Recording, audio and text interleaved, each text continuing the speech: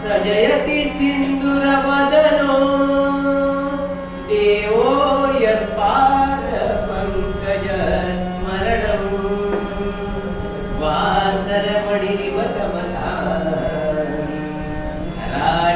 राशिन्नाशयति विघ्नानाम् या कुन्देन्दुतुषारहारध्वरा या शुभ्रवस्त्रावृता या वीणावरदण्डमण्डितकरा या श्वेतपद्मासना या ब्रह्माच्युतशङ्करप्रभृतिभिर्देवैः सदा वन्दिता सा मा पातु सरस्वती भगवती निःशेषजाड्या गोपालकृष्णभगवान् की जय सीताकान्तस्मरणं जय जय राम।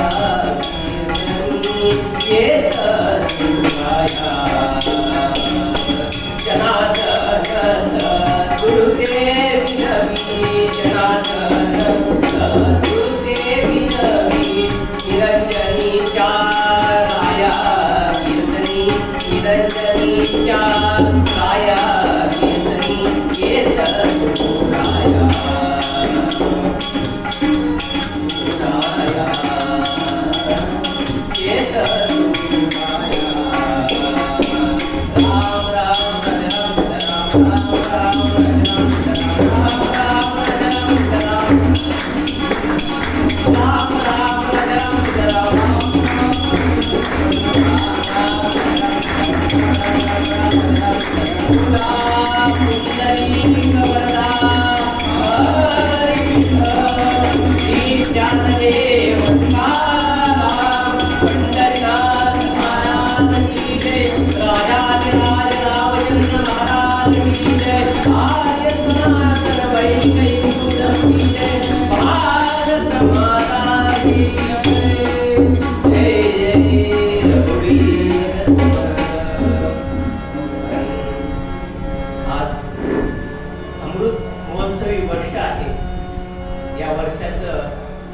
औचित्य म्हणून आणि आमचं परमभाग्य म्हणून या प्रकल्पासाठी या क्रांतिकारकांची चरित्रे अभ्यासनाचा आम्हाला भाग्य लाभलं.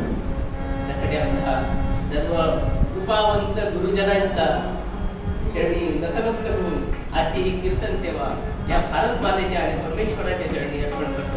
आणि राष्ट्र जागरण अभियानात आम्हाला सहभागी होता आलं यासाठी एक परमेश्वराची कृपाच म्हणावी लागेल.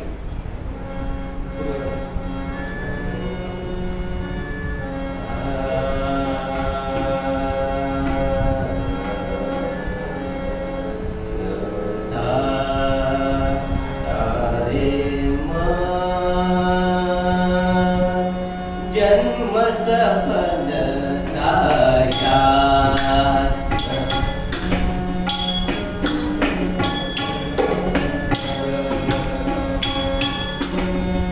जन्म सफलताया नराजी जन्म सफलताया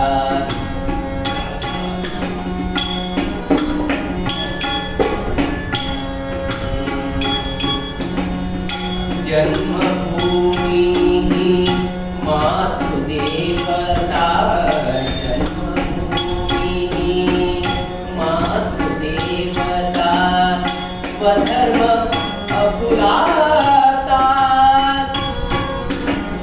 स्वधर्म अकुलाता नरारी जन्म सफलताया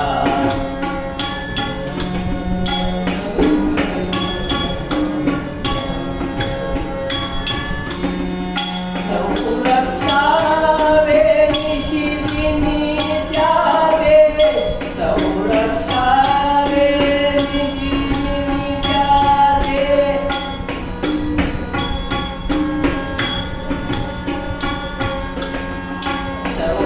संरक्षावे निशिदिनी त्यावे शिरके उनी करा नराजी जन्म सफलताया नराजी जन्म सफलताया नराजी जन्म सफलताया नराजी जन्म सफलताया नराजी जन्म सफलताया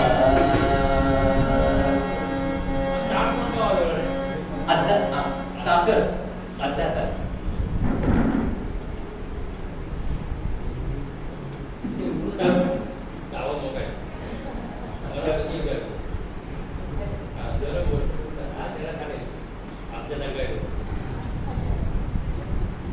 कवी विनायक जनार्दन करंदीकर यांची ही कविता. ही विनायक जनार्दन करंदीकरांची कविता घेण्यामागची प्रेरणा शक्ती की मी ज्या क्रांतिकारकांचं आज चरित्र लावणार आहे त्यांच्या समकालीन असलेले हे कवी, त्यामुळे त्यांच्या मानसिकतेची जाण असलेले हे कवी असल्यामुळे आज ह्या निरूपणासाठी अगदी छोटी थोडक्यात मर्म सांगणारी अगदी 2 चरणांची ही कविता आहे. कवी विनायक जनार्दन करंदीकर याची थोडक्यात ओळख म्हणजे ते 1872 साली धुळे येथे जन्माला आले, पण मूळचे अलिबाग येथील नागव या गावातले ते.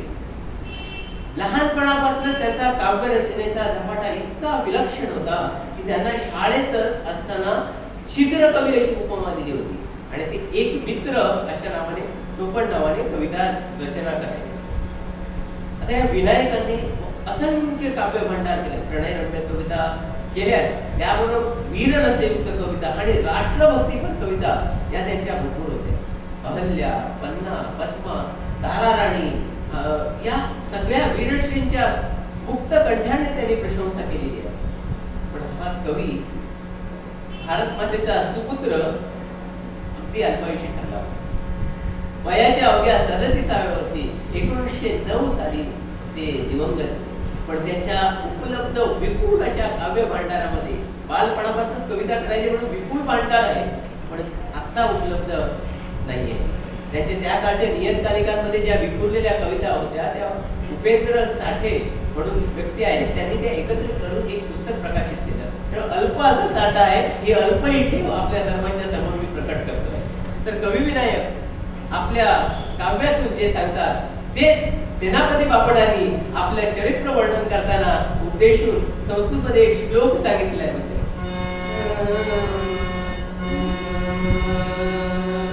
धर्मस्य जन्मभूमिश्च रक्षणं महता व्रतम् यद्यप्यत्र भवे मृत्युः समोत्सवः. जन्म धर्मस्य म्हणजे स्वतःचा धर्म आणि जन्मभूमिश्च म्हणजे स्वतःची मातृभूमी, या दोघांचं रक्षण करण्याचं एक व्रत, महान व्रत आहे. आणि हे व्रताचं आचरण करताना आपल्याला प्रसंगी मृत्यूही पत्करावा लागला तरी तो मृत्यू नसून तो एक महोत्सव समजावा.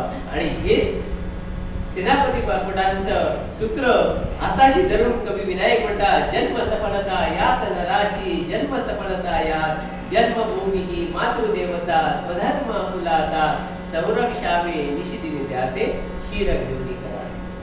कवी विनायकांनी जन्माची सफलता काय आहे हे सांगता येते. सफलता म्हणजे काय हो? सफलता म्हणजे आपण आपल्या हाती घेतलेलं कार्य त्याच्या साध्यापर्यंत पोहोचणं म्हणजे सफल झालं. आता इथे जन्माची सफलता आहे, मग आपला जन्म हा नराची म्हणजे नरजन्माची सफलता. मग आधी पहिला नरजन्म काय आहे ते पाहू, मग सफलतेकडे वळू. पंढरनाथ महाराज की जय.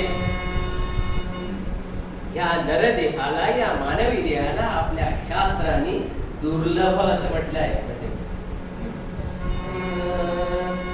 दुर्लभ त्रयमेवैतर देवानुग्रह हेतुकम् मनुष्यत्व मुमुक्षुत्व महापुरुष संशयः. मनुष्यत्व, मुमुक्षुत्व आणि महापुरुष संशय म्हणजे संतांची संगती, या तीन गोष्टी आपल्याला केवळ आणि केवळ परमेश्वराच्या कृपेनेच प्राप्त होतात. म्हणून हे शरीर आहे ते दुर्लभ आहे. मग हे दुर्लभ शरीर असूनही आपल्याला मिळालंय तर आपण काय केलं पाहिजे? समर्थ सांगतात ना, दुर्लभ शरीर दुर्लभ आयुष्य याचा करू नये नाश, दास म्हणे सावकाश विवेक पहावा श्रीराम. दुर्लभ शरीर दुर्लभ आयुष्य जे मिळालेलं आहे त्याचा आपण विवेक बुद्धीने अगदी सावकाश, काही नाहीये, सावकाश सारासार विचार करून वापर करायचा आहे. चुकीचं पाऊल टाकू नका असं इथे सुचवायचं आहे. तर हे शरीर आहे. मग कारण काय? हे दुर्लभ आहे. कारण आपल्याला पुनर्वित्तम पुनर्मित्रम पुनर्भार्या पुनर्वही एतत् सर्व पुनर्लभ्य न शरीर पुनः पुनः. पुन्हा पुन्हा आपल्याला काय होतं? पुनर्वित्तम. एक संधी गेली जाऊ दे, पुढे या कामात आपल्याला फायदा झाला, दुसऱ्या कामात फायदा होईल. पुनर्मित्रम, लहानपणापासून आपण मित्रच करतो आहोत. आता त्याच्यातले सन्मित्र आणि दुसरे कसले मित्र हे बाजूला ठेवूया, पण आपण आयुष्याच्या प्रत्येक टप्प्यावर आपण मित्र करतो. पुनर्भार्या हा थोडासा अवघड प्रश्न आहे, पण सरकारने जरी पुनर्विवाह, हिंदू कायद्यानुसार पुनर्विवाहाला थोडीशी अडचण जरी असली तरीही जर आपण घटस्फोटीत असू किंवा जर आपली पत्नी मृत्यूनंतर आपण पुन्हा विवाह करू शकतो. कायद्यातही तरतूद आहे. आणि पुनर्मयी पुनरपि जननम पुनरपि मरणम पुनरपि जननी जठरे शयनम. पुनरपि जननम पुनरपि मरणम या न्यायाने आपण पृथ्वीतलावर पुन्हा पुन्हा येणार आहोत, पण कोण म्हणून येणार आहोत हे बाबा माहिती नाही. कारण पृथ्वी तलावर मानव जन्म आपल्याला मिळण्यासाठी मिळू शकत नाही. 84 लक्ष योनी आहेत, त्याच्यातला आपल्या कर्मानुसार मिळणार आहे तो जन्म आपल्याला घ्यावा लागेल. ज्या योनीत आपल्याला जन्म आपल्या कर्मानुसार मिळणार आहे तोच मिळणार आहे, पण पृथ्वीवर मात्र येणार आहोत. मग हे सगळ्या गोष्टी आहेत मिळणाऱ्या पुन्हा पुन्हा. पण हे शरीर पुन्हा मिळणार नाही आहे, असं हे दुर्लभ शरीर आहे. तुकाराम महाराज सांगतात,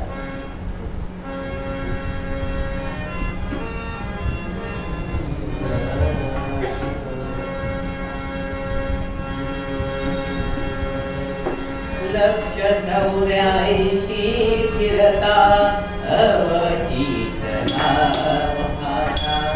लक्ष 84 फिरता अवचितला वहाता. उत्तम पावला नर देहे त्याचे सार काही पाहे. नको श्रमो विषय कामा काहीतरी भले रामा.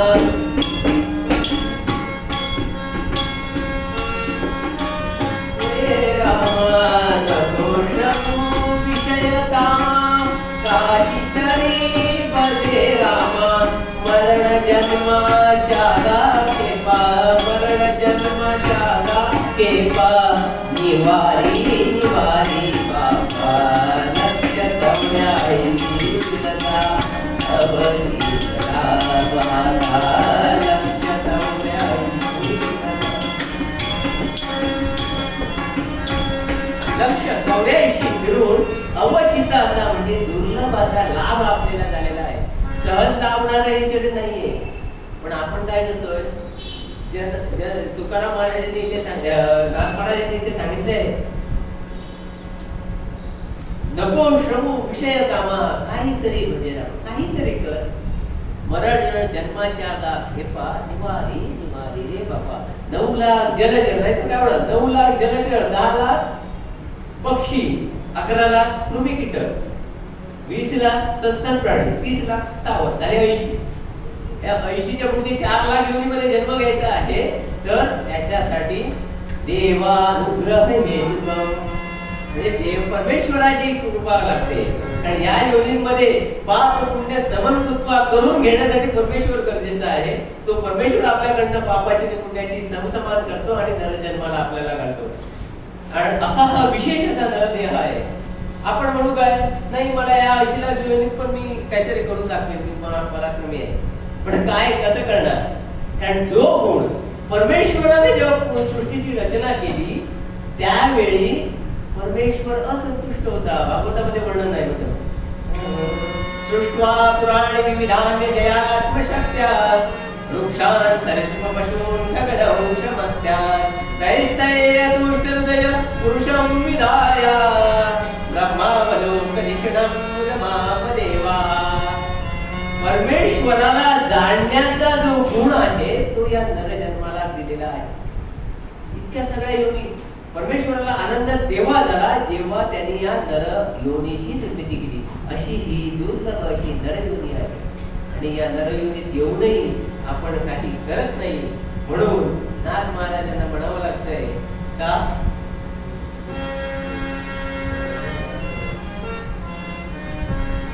भूमिभार वाया वाया कारे जन्मरी काया कारे जन्मरी काया कारे जन्मरी काया. एका जनार्दनी ते एका जनार्दनी प्रत्यक्ष रे नरदेही प्रत्यक्ष रे.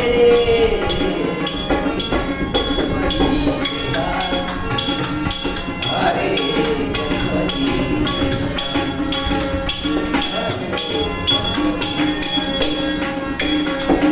भूमी भारत पाया कारे जन्मदेही काया.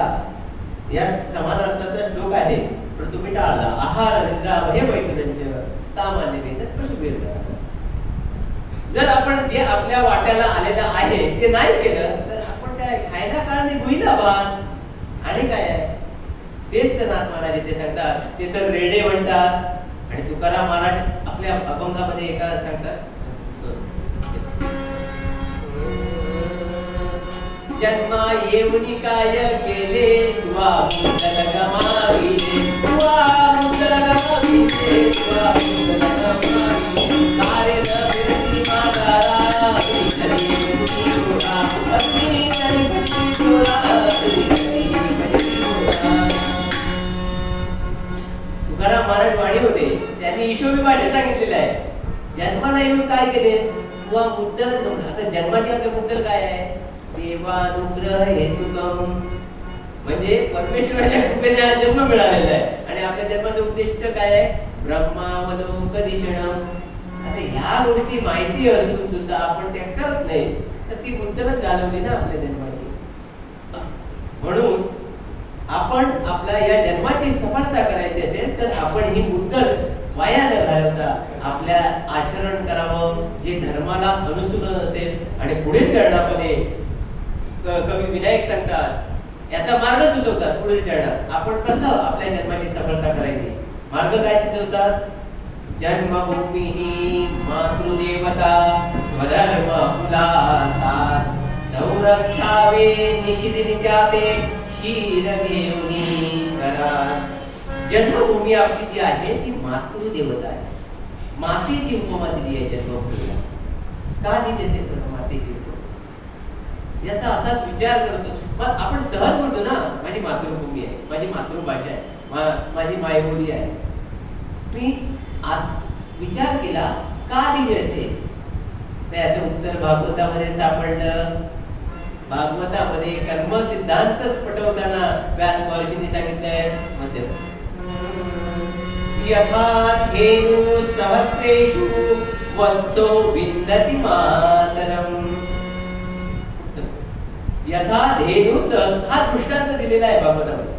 काय दृष्टांत आहे? हजारो गायींचा कळप एक गुराखी राखत आणि अचानक त्या कळपातनं एक छोटंसं गायीचं वासरू बाजूला गेलं आणि वाट सुटलं. तर त्या गुराख्याने घेऊन आला, त्याला लगेच घेऊन आला. आता घेऊन तो आला आणि कळपाच्या जवळ आल्याबरोबर ती वासरू टुणकन उडी मारून त्या हजारो गायींमधल्या त्याच्या बरोबर आईकडे गेलं. ते आता त्याला ओळख पटवावी लागली नाही की ही माझी आई आहे, हॅलो हॅलो असं काय करावं लागलं नाही. कारण काय? वात्सल्य. तसंच आपल्याला आपल्या जन्मभूमीशी, आपण ज्या प्रांतात राहतो त्या प्रांतात कोणाला पत्ता विचारावा लागतो का? कुठून जाऊ मी? परकीयांकडनं तर माहिती नकोच आहे मला, पण आपल्या लोकांकडनं पण आहे. आपण गुगल मॅपच्या बाजूला ठेवूया. आपल्या प्रांतात आपण गुगल मॅप कधी टाकू का? नाही ना. म्हणजे हे आपलं आपल्या जन्मभूमीशी असलेलं नातं आहे, ते मातेसारखं आहे. म्हणून इथे या मातेचं मातृस्वरूप मानून त्याचं सतत वंदन केलं पाहिजे. नमस्ते सदा वत्सले मातृभूमे वया हिंदू भूमे सुखम वर्धितोऽहं वदत्ते मखन्मंगले पुण्यभूमी पवित्र वदद्वेषकायो नमस्ते नमस्ते.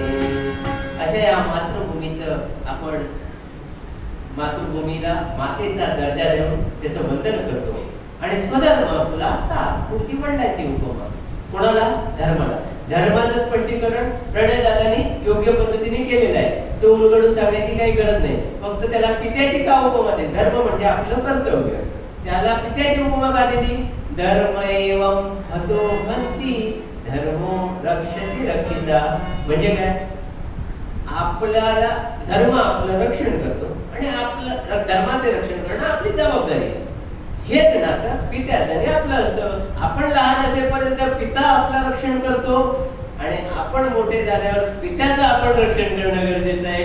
हे नातं धर्माचं आणि पित्याचं आहे असं मला उमगलेलं आहे. म्हणून इथे कवी विनायकाने स्वधर्म आपुला तात असे म्हटलेले आहे. स्वधर्माला तात म्हटलेलं आहे. त्याच्या पुढे या दोघांना काय करायचंय? ते संरक्षावे निशिदिनी जाते शीर घेऊनी करा.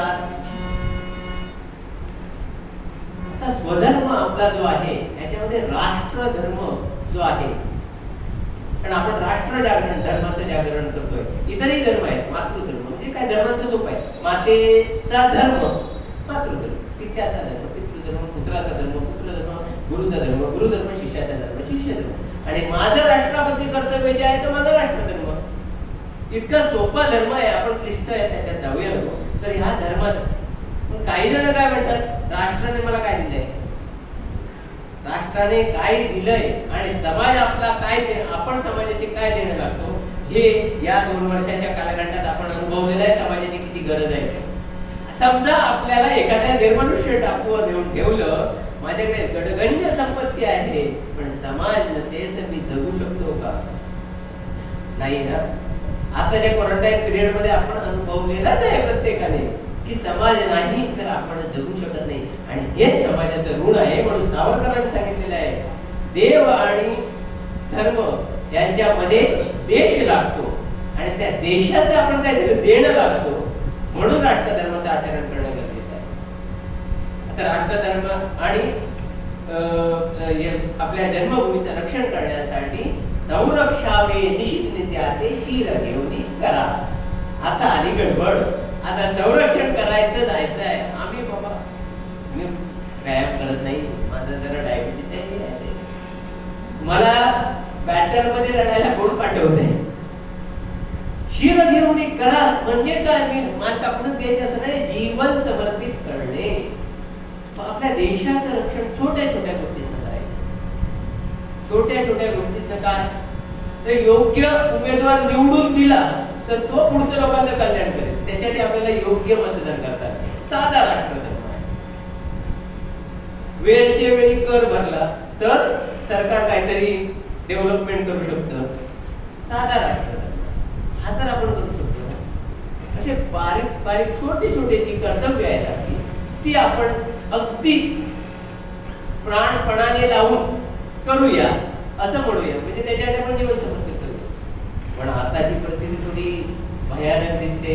रशिया आणि युक्रेनचं युद्ध जर बघितलं तर असं वाटतंय की कदाचित युक्रेनमध्ये मार्शल लॉ जाहीर केला. मार्शल लॉ जाहीर केला. ती म्हणाले 18 ते 60 जे आहेत ते चला बंदुका घेऊन आहेत त्या कंडिशन मध्ये. मेलात तर मेला.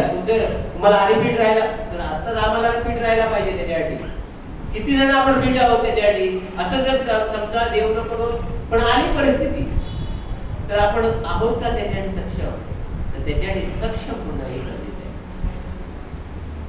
आता असाच जर मी प्रश्न कोणालाही सांगितला की वा कुठे वा सिद्ध व्हा युद्धाला, साधारण 3 प्रकृतीची माणसं असतात. रजत तमाडे सत्व. तामसी आहेत ना त्यांना असं सांगितलं कुठले गेले गेले पोचले ते पुढचं या नंतर ऐकून तर घ्या काय करायचे ते गेले. रजोगुणी आहे ते थोडा विचार करत राहतील तर त्यांना आपण जरा बाळकडून पाजायचं आहे आणि त्यांच्याकडनं आपण पाठिंबा घ्यायचा आहे. निदान ते प्रत्यक्ष युद्धात उतरले नाही तर धन किंवा त्याला लागणार काहीतरी प्रोव्हाइड करतील ना, ते काहीतरी मदत देतील. असं प्रभूनी माणसं म्हणजे आमचा काय उपयोग? आम्ही बाबा व्यायाम नाही आमचा जरा हे नाही. या माणसांनी काय करायचंय? जे समर्थांनी केलं, जे तुकाराम महाराजांनी केलं, हे प्रत्यक्ष युद्धात लढायला गेले नाही. त्यांनी लढणाऱ्यांची लढवायची फळी तयार केली आपल्या उपदेशातून, आपल्या प्रबोधनातून. स्वातंत्र्याच्या कालखंडातही असे असंख्य कीर्तनकार होते जे प्रबोधन करत होते. ही गादी आहे, ही स्वातंत्र्य लढायला प्रेरक झालेली आहे. तांबे शास्त्री म्हणून अभिनव भारतच्या उपक्रमाअंतर्गत नाशिक मध्ये जागोजागी कीर्तन करत इंग्रजांनी त्यांच्या कीर्तनावर बंदी आणलेली आहे. त्या तांबे शास्त्री काय करायचे?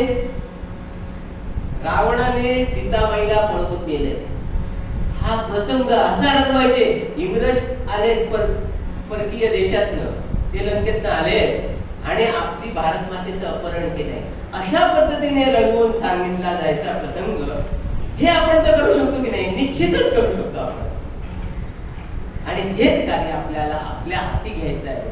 जेणेकरून मला जरी प्रत्यक्ष जाता आलं नाही तरी मी माझ्या वतीने 10 माणसं तरी पाठवू शकतो. पण आता दुसरा प्रश्न पुन्हा येतोय, मर्यादा आमच्यावरच्या. मी बोललेलं त्यांनी ऐकायला पाहिजे, तर माझं आचरण कसं असायला पाहिजे. समर्थाने सांगितलं व्यायाम करा म्हणून, आणि समर्थ जर 12 वाजता उठले असते तर कोणी व्यायाम केला असता का? नाही ना. समर्थाने आधी व्यायाम केला, स्वतःचं शरीर सुदृढ बनवलं, तेव्हा ते ऐकले. तर मी माझ्यातलं जरा प्रसंग आला तर मी उभा राहणार, हा जेव्हा समोरच्याला तुम्ही ठाम विश्वास दाखवणार तेव्हाच तो तुमच्या शब्दाने प्रेरित होऊन तो लढायला उठून निघून जाणार. म्हणून असं म्हटलंय, आपल्याला सूर्य बनता आलं नाही तरी चालेल, पण एक साधी पणती बनवूया, एक साधी पणती बनवूया. जीवन दीप जले, जीवन दीप जले ऐसा सब जग को ज्योति मिले. इसी सत्य पर रामचंद्र ने, इसी सत्य पर रामचंद्र ने राजपाट सब त्याग दिया. छोड़ अवध माया की नगरी, कानन को प्रस्थान किया. स्वयं कंठ को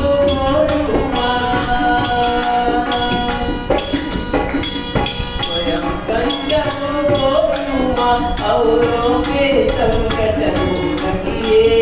जन्म सफल है उस मानव का, जो फल हित ही सदा किए. रसिक शिरोमणि कृष्णचंद्र देव, रसिक शिरोमणि कृष्णचंद्र देव, वृंदावन को विसराया. छोड़ विलगते बाल बाल वह निर्मोही कहलाया. किंतु लोक कल्याण मानो, किंतु लोक कल्याण मानो, केवल उसने अपनाया. वही गोपियों का नटवर बिंदु गिराज भी कहलाया. जीवन दीप जले, जीवन दीप जले. रामायण महाभारत म्हणजे त्रेतायुग आणि द्वापारयुग, 2 उदाहरणं दिली. कलियुगामध्ये कोण झाले? वीर प्रताप शिवा वैरागी भोगा, शिवाजी महाराज, महाराणा प्रताप. त्यांनी काय केलं? त्यांनी जे कार्य केलं, जे आपल्याला राष्ट्रासाठी काहीतरी देणं लागतो हा विचार करून त्यांनी कार्य केलं, म्हणून ते मोठे झाले. आपण थोडंसं करूया. जीवन दीप जले ऐसा सर्व जग को ज्योति मिले. का करायचं आहे? कारण महाभारतात सांगितलेलं आहे,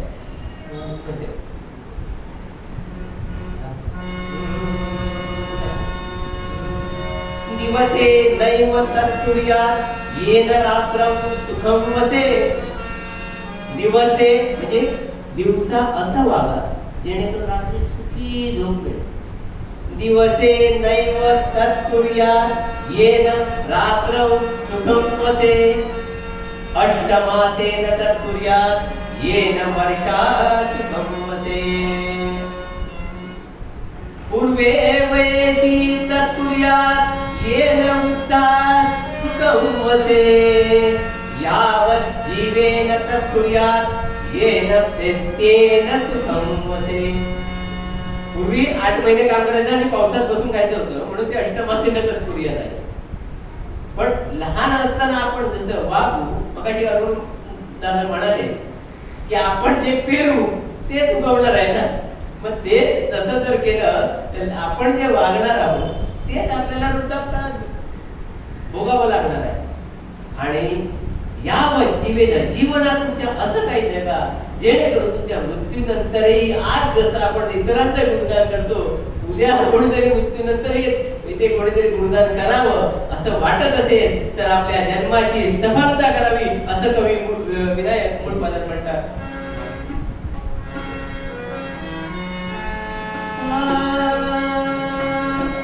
जन्म सफलता यात नराची, जन्म सफलता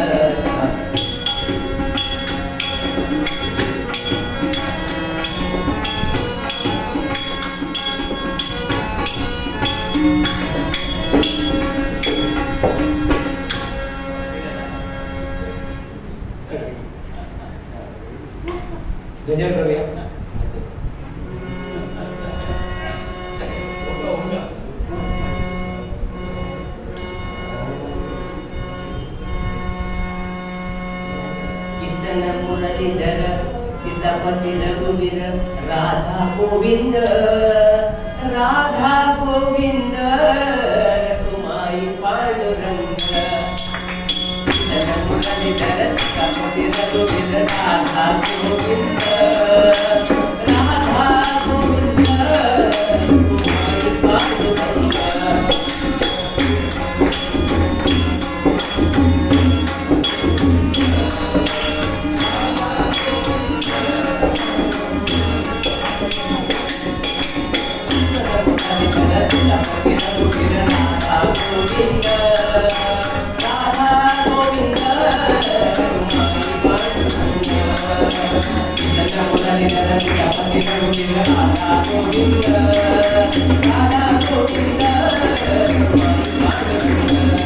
रघुमाई पांडुरंग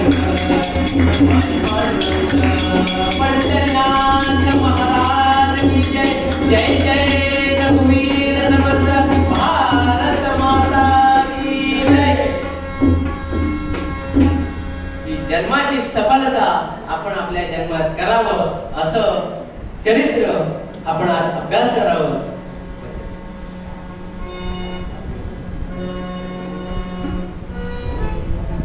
स्वातंत्र्याची आस मानसी स्वातंत्र्याची आस मानसी तरुणी तो अंतरी लढे तो शिरखेऊनी करी लढे तो शिरखेऊनी करी.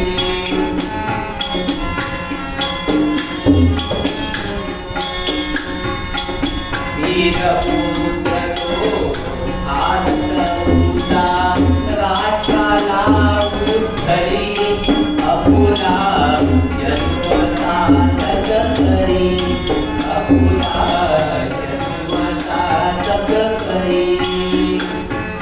कवी विनायकाने सांगितल्याप्रमाणे आपल्या जन्माचं सार्थक करणारा असा हा वीरपुत्र आणि त्याचे चरित्र आज आपण पाहणार आहोत.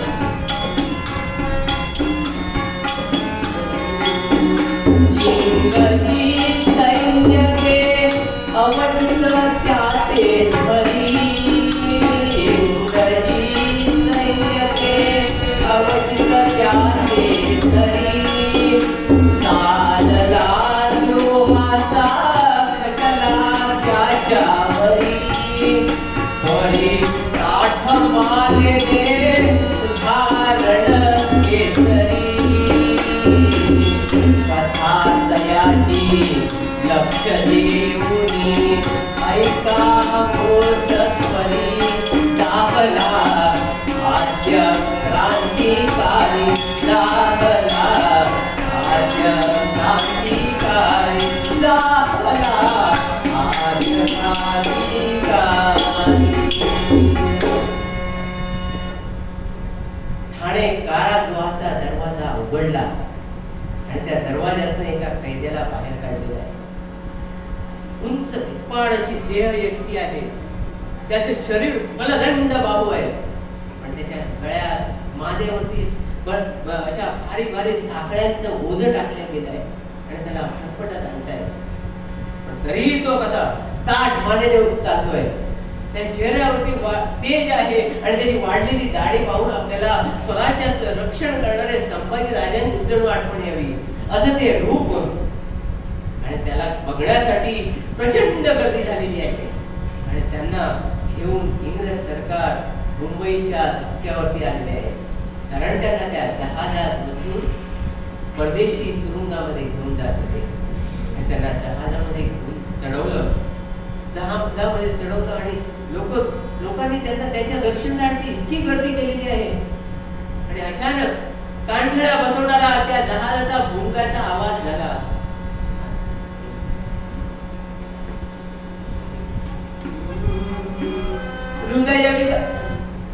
हृदय विदारक नाद दाहला.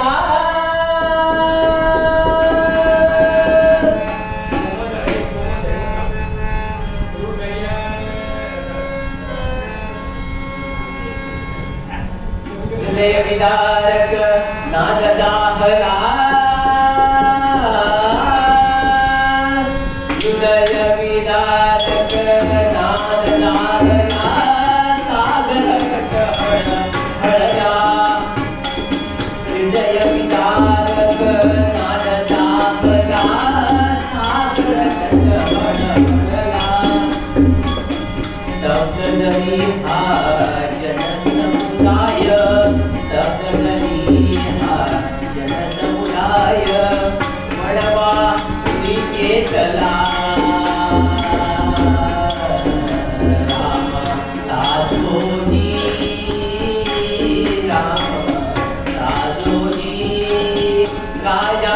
राम कहो.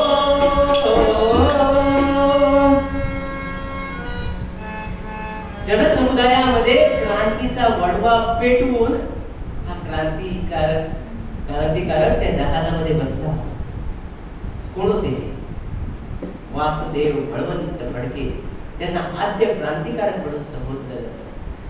त्यांना त्या इंग्रजांनी जहाजावरच्या कैद्यांच्या विशेष खोलीमध्ये डांबलं.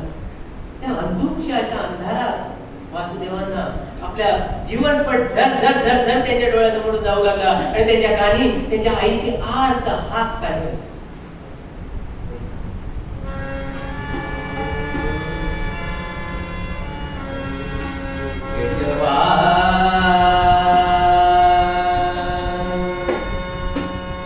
वासुदेवा मजरा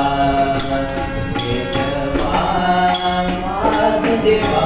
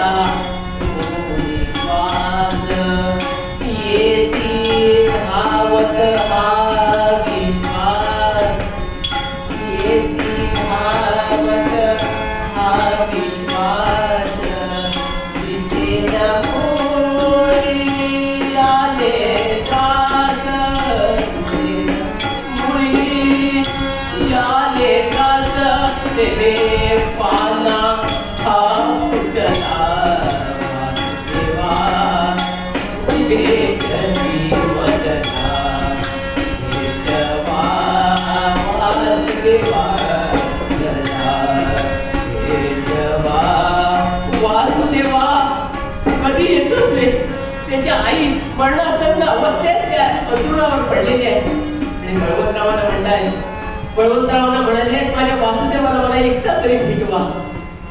वासुदेवांच्या वडिलांनी म्हणजे बळवंतरावांनी तात्काळ निरोप धाडला. वासुदेव तेव्हा पुण्यामध्ये मिलिटरी फायनान्स विभागात नोकरीला होते. वासुदेवांकडे सांगावं आला. वासुदेवांनी लगबगीने, कारण वासुदेवांचं आपल्या आईवर अपार प्रेम होतं, आईची त्यांच्यावर अपार माया होती. बालपणीचा एक प्रसंग आहे, ते एकदा पुराच्या पाण्यात वाहून गेले असं समज झाला. आई त्यांची ढसाढसा रडली होती तिथे. वासुदेवांचा प्रचंड जीव होता आईवर. वासुदेवांनी इंग्रज अधिकाऱ्यांकडे आपला रजेचा अर्ज तात्काळ दिला.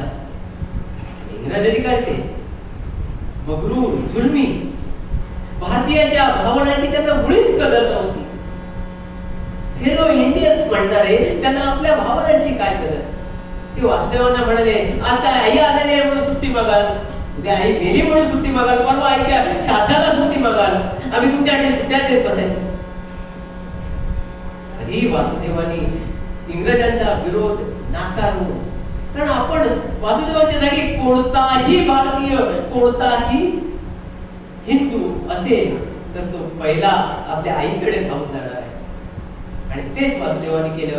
पुढच्या कुठच्याही परिणामाची तमा न बाळगता तात्काळ पुण्यावरनं ते कर्जत पर्यंत रेल्वेने आली आणि कर्जत वरनं रानो माळ दौडत दौडत चालत चालत चालत मळे मध्ये भाताचे शेतीचे मळे लागत होते, आंब्याची बागा लागत होत्या.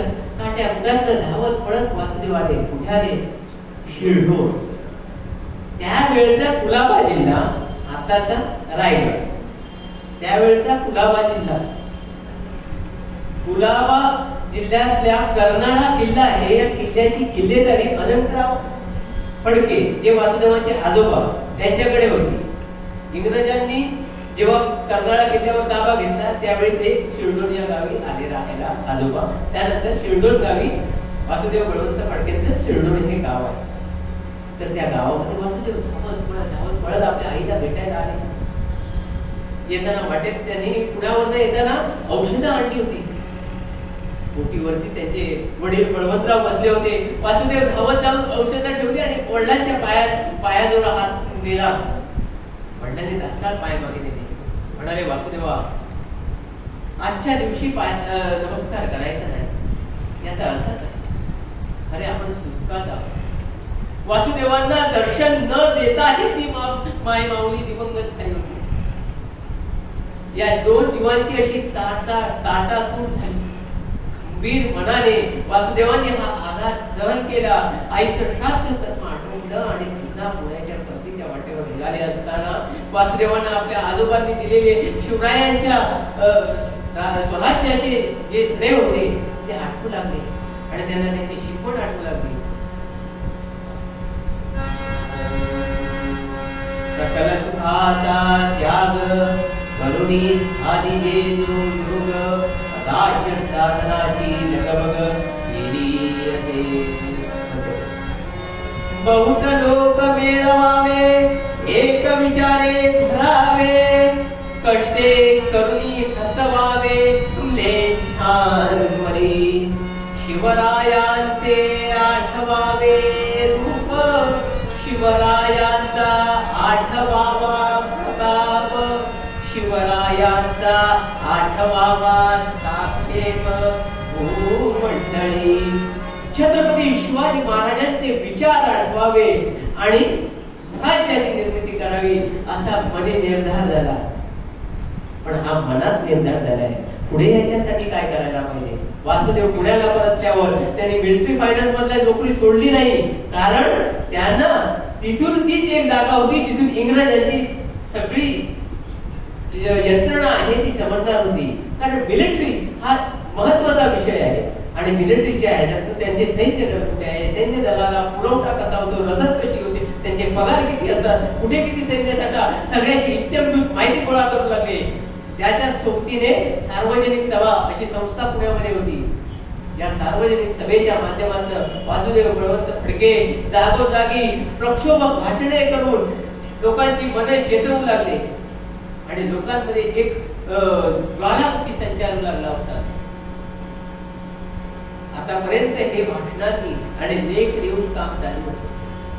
अशातच 1872 साली अख्ख्या महाराष्ट्रावर दुर्दैवी काळ आला, दुष्काळ. या दुष्काळाच्या परिस्थितीत वासुदेव जागोजागी या महाराष्ट्रावर फिरू लागले. कामावर असून सुद्धा कामावर सुट्टी टाकून ते जागोजागी फिरत होते. गोर गरिबांचे त्यांनी जवळून हाल अपेक्षा बघत होते, त्यांना सहकार्य करत होते, मदत करत होते. वासुदेवांना एक मुलगी होती. त्यांच्या पत्नीने त्यांना म्हणाली, तुमच्या नोकरीतनं काही पैसे बाजूला करा, मुलीच्या लग्नासाठी काहीतरी दाग दागिना करून ठेवूया. वासुदेवाने पत्नीला म्हणाले, असं या विकेंडला सर फिरायला कुठे? वासुदेव बळवंत फडके प्रत्येक आठवड्याच्या सुट्टीला नवे ते स्वतः सुट्ट्या घेऊन या गोर गरीब जनतेची मदत करायला गावोगावी जात होते. तू माझ्या बरोबर चल, तिथल्या लोकांची हाल अपेक्षा बघ आणि त्या मनाने आपण किती सुखात आहोत याचा विचार कर.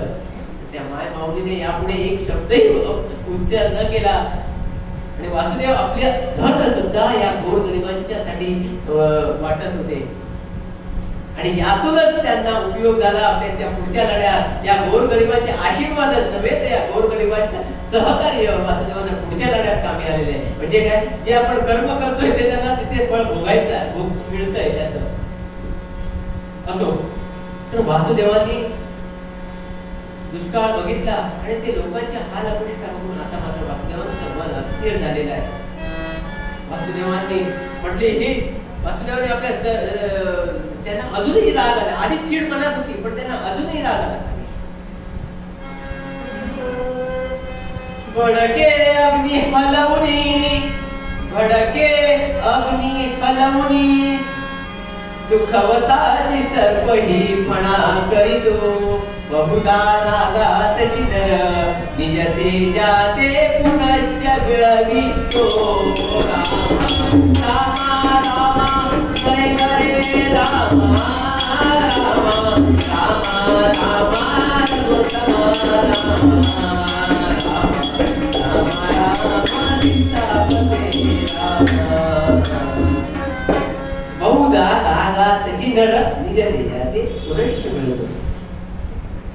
दर आपला सापाप्रमाणे पणा उगारला. कारण त्यांना राग आला. इंग्रज सरकारचं धोरण काय, एक तर दुष्काळ, त्याच्यात त्यांना मदत करत नाहीत, पण नियम किती. कोरोनामध्ये आता बघितला लोक अडचणीत आहेत, पण सरकारची भूमिका किती महत्वाची आहे अशा कठीण परिस्थितीमध्ये याचा अनुभव आपण घेतलेला आहे. पण अशा वेळी सरकारच्या या भूमिकेला कंटाळून वासुदेवांनी सार्वजनिक सभेच्या आपल्या सहकार्यांना बोलवलेलं आहे आणि त्यांना म्हणाले, पुढे झाली ही कंडेगाची, आता लेख लिहून भाषणे करून काही होणार नाही, सशस्त्र क्रांतीचा उठाव झाला पाहिजे.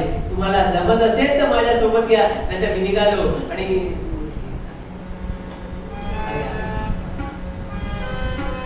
प्रत्येक रक्त थेपा, प्रत्येक रक्त थेपा सांडेल तुझ्याच मुक्तीसाठी, रणात स्वातंत्र्याच्या प्राण असे सज्ज आहुतीसाठी. अशी प्रतिज्ञा घेतलेली आहे वासुदेवानी आणि लढायला आरंभ केला. इंग्रजी जी नोकरी होती आता त्यांचं काम झालं, डेटा कलेक्शन झालेलं आहे, नोकरी सोडली. आता त्यांनी काय केलं, हे तळागाळातले जे समाज होते, कोळी, मातंग, रामोशी, या समाजाला एकत्रित केलं.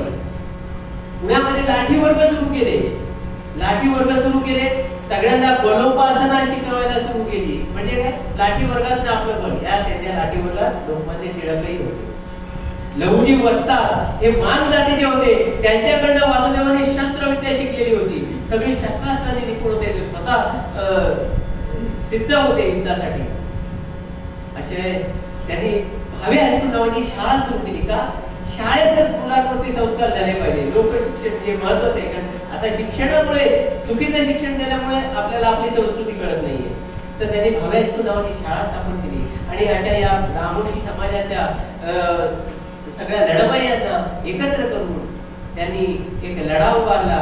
रामोशी लढवय्याची जात तिथला दौलतराव रामोशी यांना त्यांनी आपला सर सेनापती केला आणि सन 1879 साली त्यांनी पहिलं दरोडाखोरीचं सत्र सुरू केलं. दरोडा का, धर जमा झालं पाहिजे, सैन्य चालवायचं आहे, पण ते दरोडा अशा व्यक्तींवर टाकायचे ज्यांनी ज्यांनी आतापर्यंत गोरगरिबांना लुटून लुबाडलेलं आहे, त्यांना त्यांनी दरोडा घालवायला सुरुवात केली. आला वासुदेव बळवंत,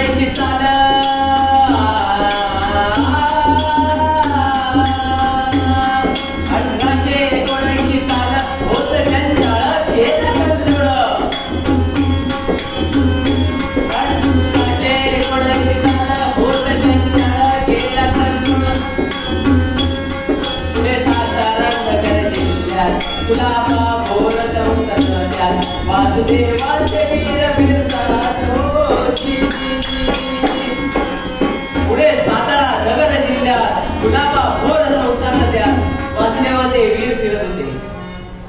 असा वासुदेवांचा दरारा होता. त्यांची पकड जितकी होती आणि वेगात फेब्रुवारी मध्ये म्हणजे महाशिवरात्रीच्या मुहूर्तावर त्यांनी कार्य सुरू केलं.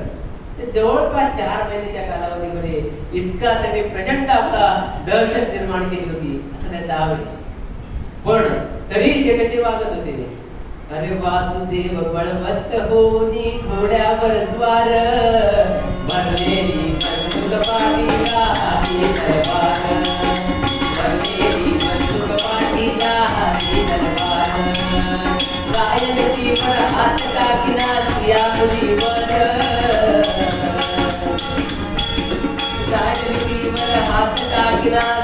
मुनीवर धनीला तुझको परी करीवाला नाही करणार धनीला तुझको परी करीवाला नाही करणार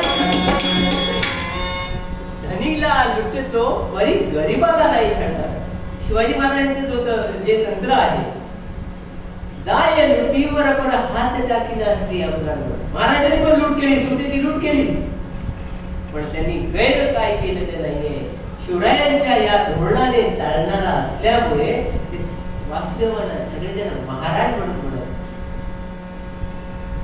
तर वासुदेवाची दहशत इतकी वाढली की इंग्रज अधिकाऱ्यांची पळतापुरी व्हायला लागली खंडाळा लोणावळा हे थंड हवेची ठिकाणं जरा इंग्रजांना आवडीची ठिकाण तिकडे वास्तव्याला असायचे वासुदेवाची जी भरारी फिरतायत हे सगळे इंग्रज तिथून एकदा पुण्याच्या स्टेशनवर इतकी प्रचंड गर्दी केली की आम्हाला एकदा मुंबईला जायचंय सगळ्या कुटुंब कपिलासह पुन्हा स्टेशन गच्च कुटुंब बनलेलं आहे इतकी दहशत का तो वासुदेव बळवंत फडके पुण्यावर हल्ला करणारा अशी कोणत्या आवयू ठेवली आणि झालंही ते नेमकं पुण्यात अग्निकांड झालं तसं पाहता वासुदेवाचा या अग्निकांडाशी मात्र संबंध नव्हता पण तरीही वासुदेवांच्याच नावे हे अग्निकांड लागू झालं असा आता मात्र इंग्रज अधिकाऱ्यांनी वासुदेवांना पकडण्याची युक्ती लढवलेली आहे सैन्य दलातून मेजर डॅनियलला पोलीस दलात आणून नियुक्त केलं आणि मेजरने वासुदेवांवरती पारितोषिक पण लावलं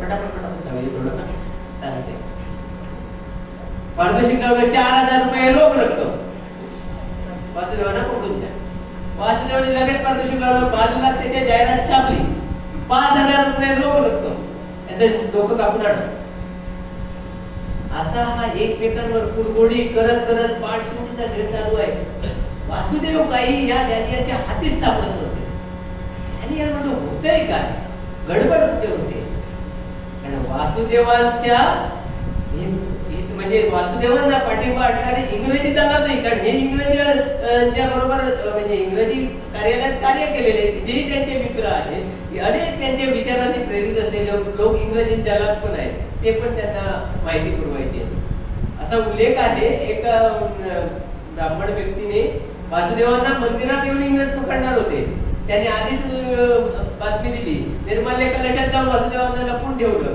आणि ते वासुदेव नाही तो आला त्यांच्या बरोबर पकडायला हे वासुदेवांचे विचारांमुळे त्या एखाद्या दरोडेखोर जर असला असता त्याला कोणी वाचवलं असतं का वासुदेवांचा विचार प्रकल्प होता म्हणून त्यांच्यासाठी हे सगळं योगदान करायला तयार झाले होते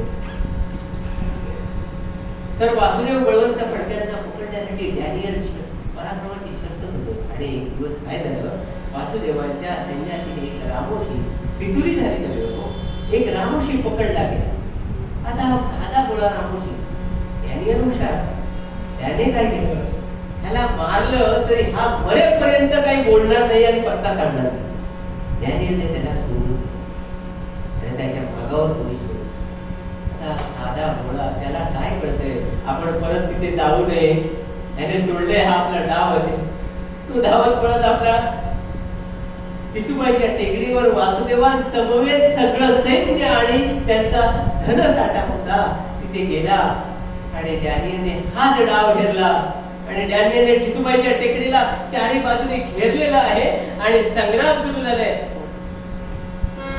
शिसुबाई टेकडीवर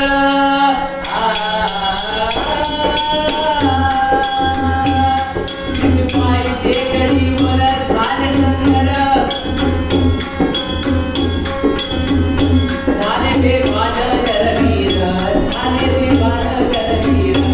झाले संग्राम टेकडीवरती दौलतराव रामोशी आणि त्याचे सगळे सैनिक बेभान होऊन लढतायत घेतले तळहाती म्हणजे काय मृत्यूची पर्वाच नाही त्यांना आणि युद्ध चाललंय दोन्ही बाजूने गोळीबार चाललेला आहे आता वासुदेवांच्या ज्या सैन्याकडे शस्त्रसाठा तेवढाच नव्हता पुढे पण इंग्रजी अधिकारी पूर्ण ताकदीनिशी आले होते आणि खालून ते हळूहळू डोंगर चढू लागले ती टेकडी चढू लागली दौलतराव रामोशीने तात्काळ वासुदेवांना सांगितलं महाराज अहो ऐकावं हा बिकट प्रसंग आहे या प्रसंगाला तुम्ही मिळालेलं धन घेऊन बाजूला व्हा लाख मेल्या तरी चालतील, पण लाखाचा पोशिंदा जगला पाहिजे. या प्रसंगावरनं चक्क जसं बाजी प्रभूंनी छत्रपतींना विशाल गडावर पोहोचण्यासाठी त्या पावन खिंड लढवली होती, तशी त्या दौलतीने ही टिसूबाई टेकडी लढवली आहे. हे वीर असतात ना, हे वीर आपल्या ध्यानातही नसतात, ज्यांनी हा लढ्यामध्ये योगदान दिलेलं आहे. असे दौलतराव रामोशी, दौलती बाजी प्रभू झाला,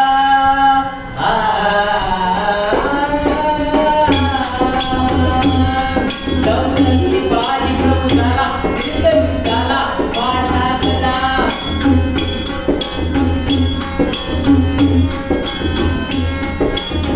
दौलतराव रामोशी बाजी प्रभूंसाठी लढताय. विरापरी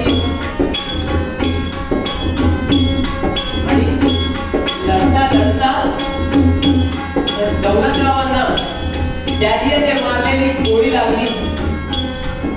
तरीही ते डॅनियलच्या अंगावर आपल्या हाताचा परशू घेऊन धावून गेलेले आहे. डॅनियलच्या हातात बंदूक होती आणि यांच्या हातात परशू. अगदी 6-7 फुटाच्या अंतरावर असताना डॅनियलने धडाधड गोळ्या झाडल्या. युद्ध अमर बघा झाला, युद्ध तो अमर बघा झाला. कोण? दौलतराव रामोशी. युद्धामध्ये या अमर झालेले आहेत. आणि वासुदेवराव तिथून निसटले ते गाणगापुरात गेले. गाणगापुरात त्यांनी एका सिद्ध योग्याचा वेश धरलेला आहे. गाणगापुरातच का गेले? कारण ते दत्त भक्त होते. वासुदेव बळवंत फडके हे जरी राष्ट्रात, आता आपण म्हणतो मी कामाला तर तुम्हाला अवधी मिळत नाही आहे, पण हे याचं जीवन इतकं दगादगीचं घरच नाही. इकडे धाव तिकडे धाव, तरी सुद्धा रोज सहस्र नाम जप केल्याशिवाय त्यांचा दिवस जात नव्हता. दत्त नाम जप, त्यांच्या पूजेमध्ये दत्तांच्या पादुका, एक टाक पादुकांचा टाक नित्य पूजेमध्ये होता. असे दत्त भक्तीचे उपासक. यावेळी मार्गदर्शन म्हणून आता आपण समग्र चरित्र पाहत नाही, तर त्यांनी आपल्या संतांनाही गोंदवलेकर महाराजांकडेही भेट घेतलेली आहे. अक्कलकोट स्वामी समर्थांचीही भेट घेतलेली आहे. असो, ते विषय बाजूला राहू दे. आपण आता फक्त संग्राम पाहतोय. आणि इथे वासुदेव बळवंत फडके गाणगापुरात साधूच्या वेशात आहे. आणि ही चर्चेतलं खबर इंग्रजांपर्यंत पोहोचली. त्या कालावधी दरम्यान वासुदेवानी आता त्याचं सैन्य पूर्ण नेस्तनाबूत झालेलं आहे, पण युद्ध लढा तर उभारला पाहिजे. या कालावधी दरम्यान ते निजामाकडे गेले. निजामाकडून मदत मागितली. निजामाने मदत नाकारली. तुम्ही इंग्रजांच्या विरुद्ध लढा. मग रोहिल्ले नावाची एक जमात, जी पैसे घेऊन युद्धामध्ये कोणालाही सहकार्य करणारी जमात, त्यांच्याशी वासुदेवाने तह केला आणि म्हणाले आपण हे करू. पण तोपर्यंत पावसाळा आला होता, तर त्यांना आगाऊ 4 महिन्याची रक्कमही वासुदेवाने पोच केली. आगाऊ 4 महिन्याची रक्कम वासुदेवाने त्यांना दिली. आणि 4 महिने आता ते सुस्त बसून होते, कारण पावसाळा आहे, युद्ध आरंभ करता येणार. आणि याच कालाचा पावसाचा फायदा घेऊन इंग्रज अधिकारी डॅनियल हे इकडे गाणगापुरामध्ये आला. त्या गाणगापुरात निजामाच्या हद्दीत होते. त्याने निजामाला हाताशी घेतलं. निजामाने आपला अब्दुल हक नावाचा एक सेनापती डॅनियल बरोबर दिला. डॅनियलचं सैन्य, निजामाचं सैन्य एकट्या वासुदेवाला पकडायला.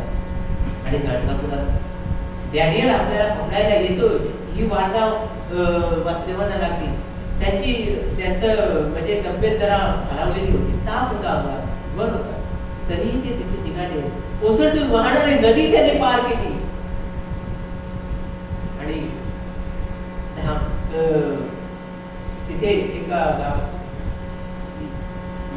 नावडगे नावाच्या एका गावात ते मंदिरामध्ये आश्रयाला थांबले होते, कारण त्यांच्या अंगात इतका जोर होता. आणि ते वासुदेव बळवंत फडके तिथे झोपले.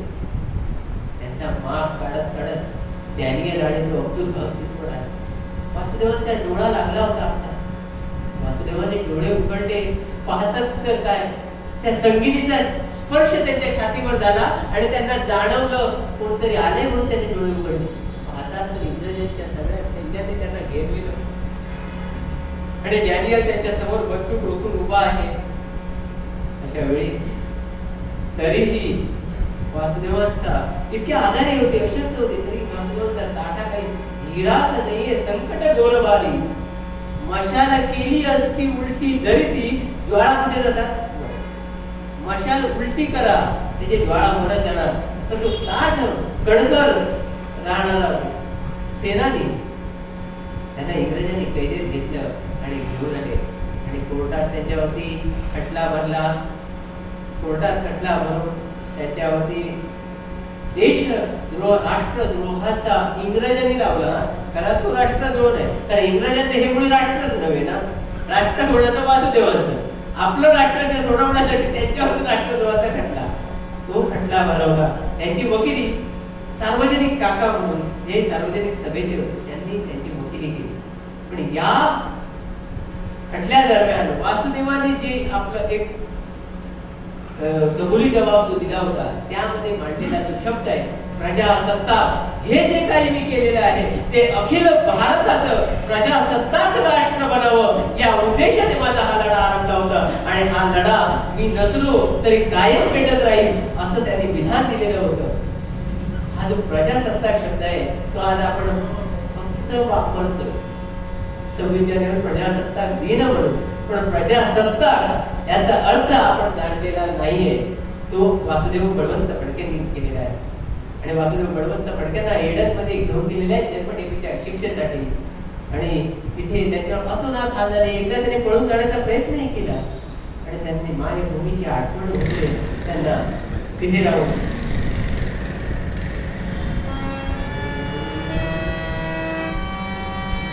आणि ते म्हणतात